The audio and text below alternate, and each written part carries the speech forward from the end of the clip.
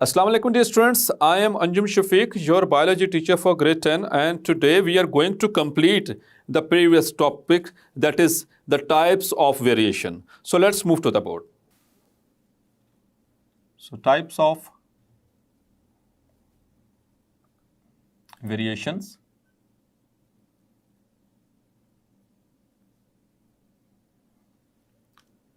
So dear students, in the previous lecture we have discussed 2 points regarding the types of variation. उनमें जो हमने differences किए थे आज उसको complete करते हैं. Number 1, discontinuous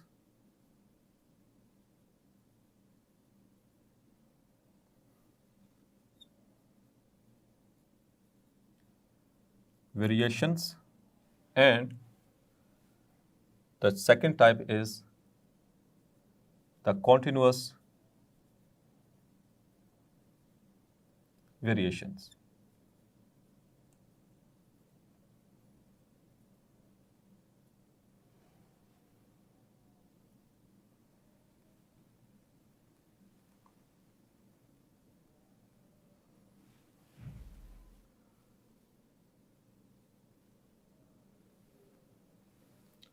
या आपसे शॉर्ट क्वेश्चन में भी पूछा जा सकता है डियर स्टूडेंट्स, और एज अ लॉन्ग क्वेश्चन भी या आपसे क्वेश्चन पूछा जा सकता है, और इसमें से एमसीक्यूज भी बनेंगे. वो भी हम इसको डिस्कस करते हैं कि इसमें से कौन कौन से एमसीक्यूज बन सकते हैं. सो फर्स्ट पॉइंट हमने बात की थी कि इनकी फिनोटाइप्स की. इसको पॉइंट्स को मैं जस्ट आपको रिकॉल करवाता चलूँ. The first point was the phenotypes, जिसको हमने कंपेयर किया था दोनों के अंदर, और हमने वहाँ पर ये बात की थी कि जो डिसकॉन्टिन्यूस वेरिएशंस होती हैं इनके जो फिनोटाइप्स होती हैं दे आर डिस्टिंक्ट, वाजे हैं, जबकि कॉन्टिन्यूस वेरिएशंस होती हैं इनकी जो फिनोटाइप्स होती हैं they are less distinct. So that was the first point, the first comparative point. Second point is students हमने जो डिस्कस किया था that was their measurement.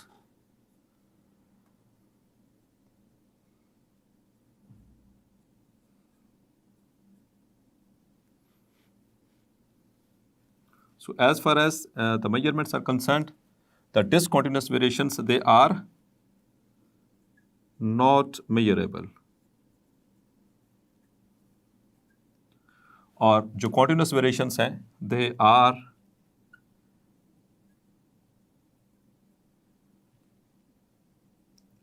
measurable, and in the sense it also shows the extremes of measurements.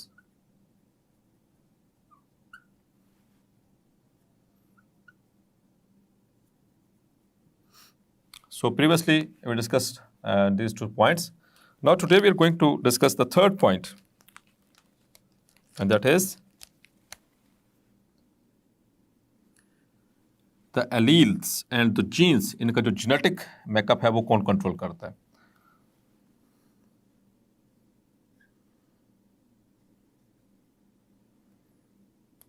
So genes हम इसमें बात करेंगे. Third point heading बनाएंगे genes की.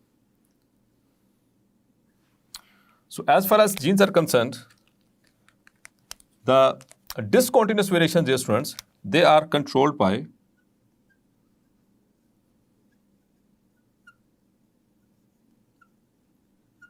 alleles of a single gene pair. Yes, dear students, अभी इसको explain करता हूँ. पहले इसके साथ इसका कंपैरेटिव पॉइंट लिख देता हूँ. जबकि जो कॉन्टिन्यूस वेरिएशंस होती हैं दे आर कंट्रोल्ड बाय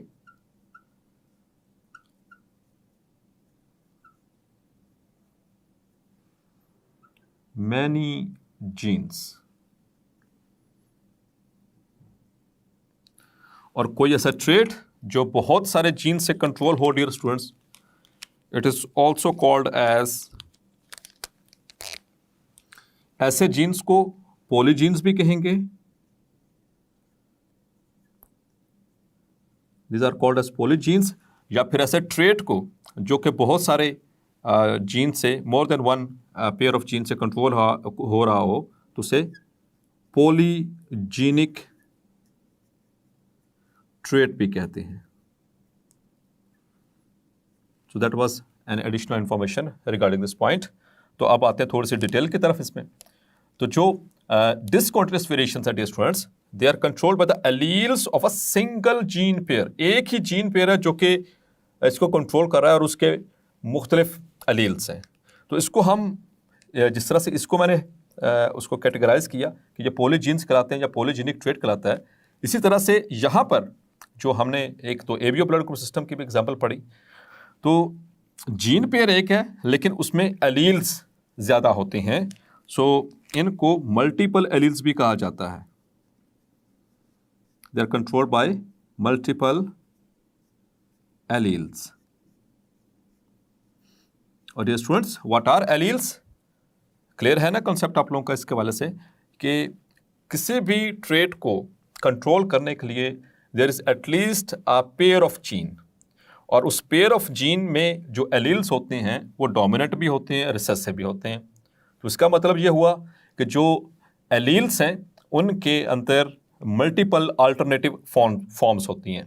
मतलब कि एक जीन जो कि कंट्रोल कर रहा था एबीओ ब्लड ग्रुप को, उसकी अल्टरनेटिव फॉर्म्स हैं, जैसे कि हमने पढ़ा कि IA, IB and small I, these are the alternative forms of the genes. तो जो अल्टरनेटिव फॉर्म्स हैं इस जीन की वही कहलाती हैं एलील्स। क्लियर? या फिर जो जीन पेयर के अंदर जो एक दूसरे के जो पार्टनर्स होते हैं, the first partner is the allele of the second partner and the second partner is the allele of the first partner. So ये अपने कॉन्सेप्ट क्लियर रखना है एलील्स का। तो ऐसे जो ट्रेट्स होते हैं जो कि डिसकंटिन्यूअस वेरिएशंस के अंदर होते हैं, उनको कंट्रोल करते हैं multiple alleles. So I am going to explain.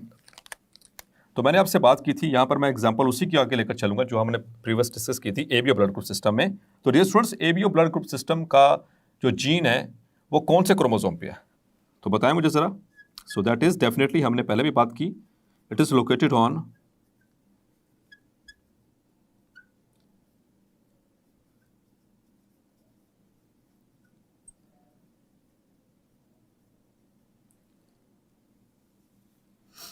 chromosome number 9 and the gene is, gene कौन सा dear students? What is the name of the gene? Yes, that is I. The gene is I, which is located at the chromosome number 9. और इसके alleles कितने dear students? So it has got 3 alleles, IA, IB and small आई, हमने discuss किया था। तो इस तरह से आप देख सकते हैं यहाँ पर मल्टीपल एलील्स हैं। मल्टीपल एलील्स डियर स्टूडेंट्स, ऐसे एलील्स को कहा जाता है जिसमें एक ट्रेट को कंट्रोल करने वाला जो जीन है उसके अंदर 2 से ज़्यादा जब एलील्स मौजूद होंगे तो दैट वेरी एलील्स और gene pair will be called as multiple alleles. So dear students, तो एक ही जीन है और उसके मल्टीपल एलील्स हैं जो कि कंट्रोल कर रहे हैं द डिसकंटिन्यूअस वेरिएशंस। इसी वजह से इनके अंदर वो पॉइंट है कि दे show distinct phenotypes. IA will produce antigen A, B will produce B. Both of them, if they are present in the same individual, it will produce AB. And if both of them they are absent, it will produce the O blood group. अब इस तरफ आ जाते हैं। So dear students, यहाँ पर जो polygenes, मतलब बहुत सारे जीन्स हैं जो कि कंट्रोल कर रहे हैं कॉन्टिन्यूस वेरिएशंस को। सो इसमें if we talk about the human height, अगर मैं इसमें एग्जांपल कोट कर देता हूँ,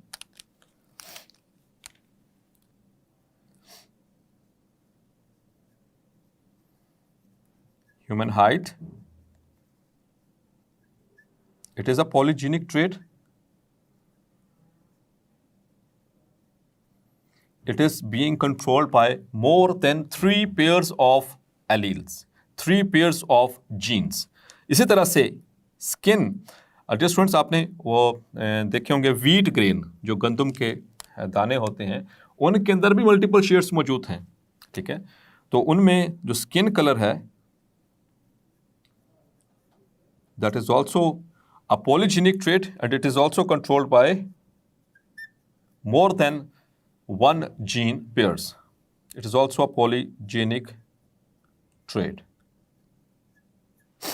So dear students, ये तो 3 पॉइंट्स में हमने डिफ्रेंसिएशन कर ली कि जो डिसकॉन्टिन्यूस वेरिएशंस होती हैं उनमें सिर्फ जीन एक है, मतलब कि एक जीन पेयर है और उसके एलील्स मल्टीपल हैं जो कि उसको कंट्रोल कर रहे हैं, जबकि as far as the continuous variations are concerned, so dear students, इसमें there are more than one gene pairs. अब चौथा point, the fourth point, point number 4, that is effect of environment.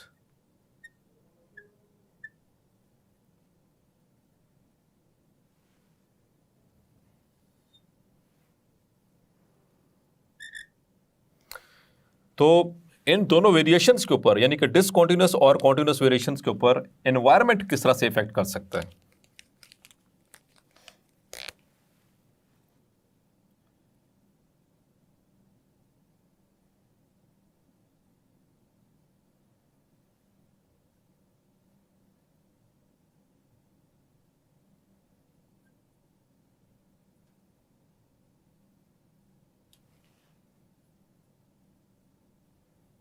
The last point regarding the differentiation between the types of variations and the effect of environment.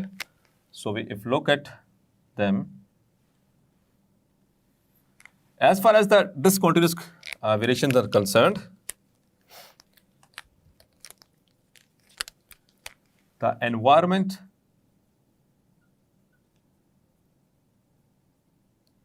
have a little effect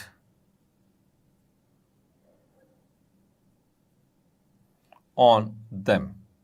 या तो होता नहीं या फिर होगा तो बहुत ही थोड़ा सा इफेक्ट कर सकते हैं ये इसको डिसकॉन्टिन्यूस वेरिएशंस को, जबकि continuous variations they are affected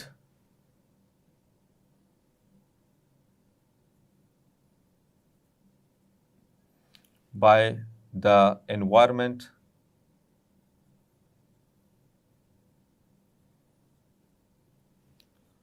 to greater extent.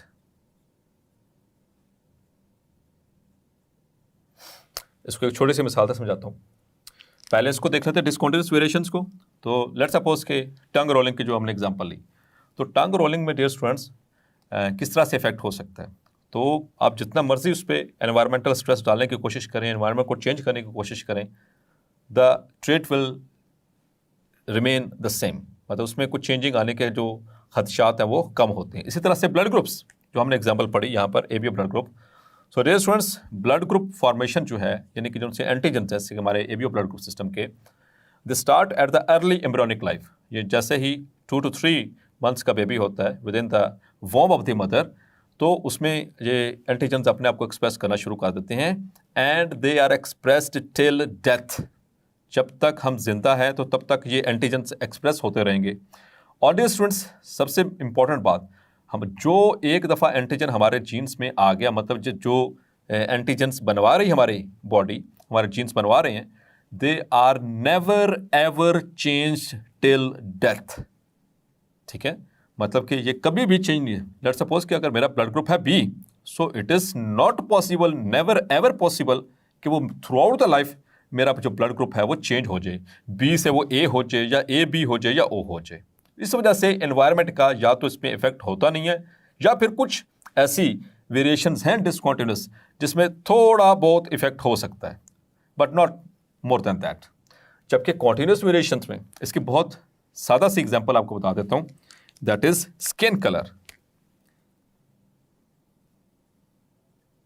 That is skin colour. आपने नोट किया डियर स्टूडेंट्स, खास तौर पर ड्यूरिंग समर जब गर्मियां आती हैं तो जैसे सूरज की रोशनी हमारे ऊपर पड़ती है स्किन के ऊपर, तो जिस हिस्से पे पड़ती है वहाँ पर टैनिंग हो जाती है, वो हिस्सा वो डार्क होना शुरू हो जाता है, वो डार्क ब्राउन होना शुरू हो जाता है. और जो हिस्सा कवर्ड होगा, जो कपड़ों के नीचे होगा हमारे, आप जब उसको क्लॉथ्स को रिमूव करते हैं तो देखते हैं कि जो कवर्ड एरिया था वो थोड़ा सा फेयर होता है, और जिसके ऊपर डायरेक्ट वो सनलाइट पड़ रही होती है वो हिस्सा थोड़ा सा टैन हो चुका होता है। तो एनवायरनमेंट का इफेक्ट हुआ ना।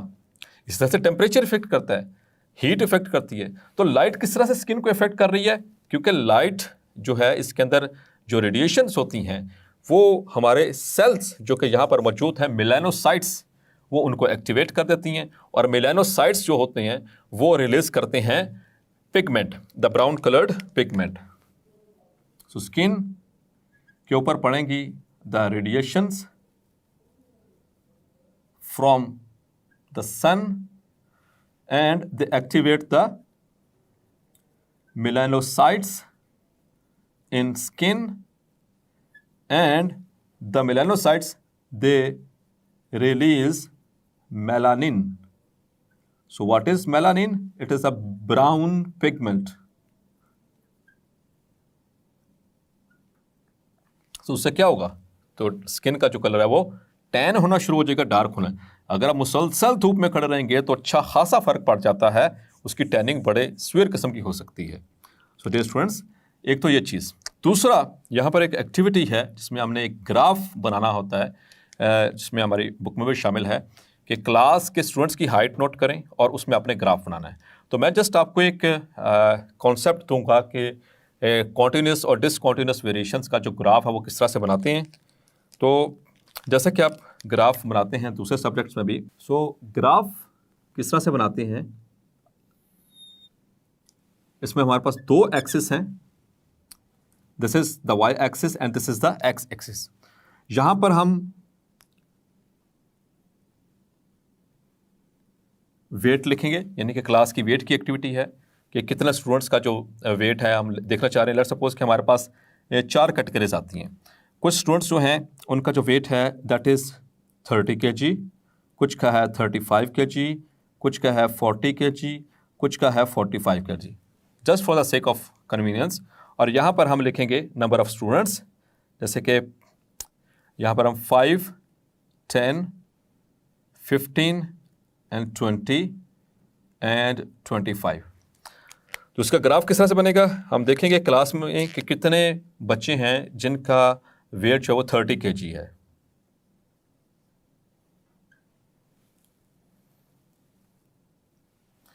So let's suppose it is 10 students.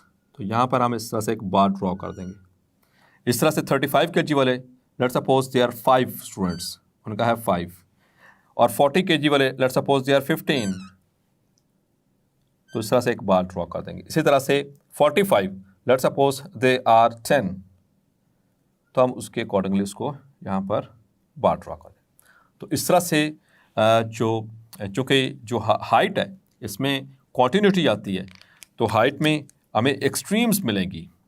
Clear dear students, जो वेट है इसमें भी एक्सट्रीम्स मिलेंगी कि इतने स्टूडेंट्स का इस तरह से है, इतने स्टूडेंट्स का इस तरह से है। तो हम उसको नंबर ऑफ स्टूडेंट के एतबार से उसका वो बार्स बनाकर और उसको एक्सप्लेन कर देंगे। सो होपफुली ये चीज़ें आपको समझ आ गई। इसमें ये पॉइंट्स आपने याद रखने, चारों पॉइंट्स, और जो कि इनको आपस में डिफ्रेंशिएट करते हैं। एज अ लॉन्ग क्वेश्चन आपको ये पूछा जा सकता है, और इसके अलावा यहाँ पर ये शॉर्ट क्वेश्चन में भी पूछा जा सकता है कि डिसकॉन्टिन्यूस और कॉन्टिन्यूस वेरिएशन डिफ्रेंशिएट करें इसमें।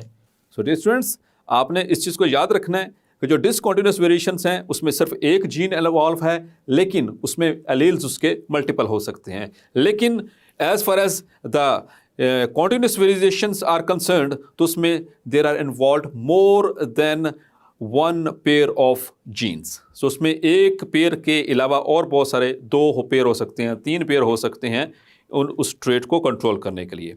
सो होपफुली ये टाइप्स ऑफ वेरिएशंस आपको क्लैरिफाई हो गया होगा। मिलते हैं नेक्स्ट लेक्चर में। अनटिल देन अपना ख्याल रखिएगा। अल्लाह हाफिज़।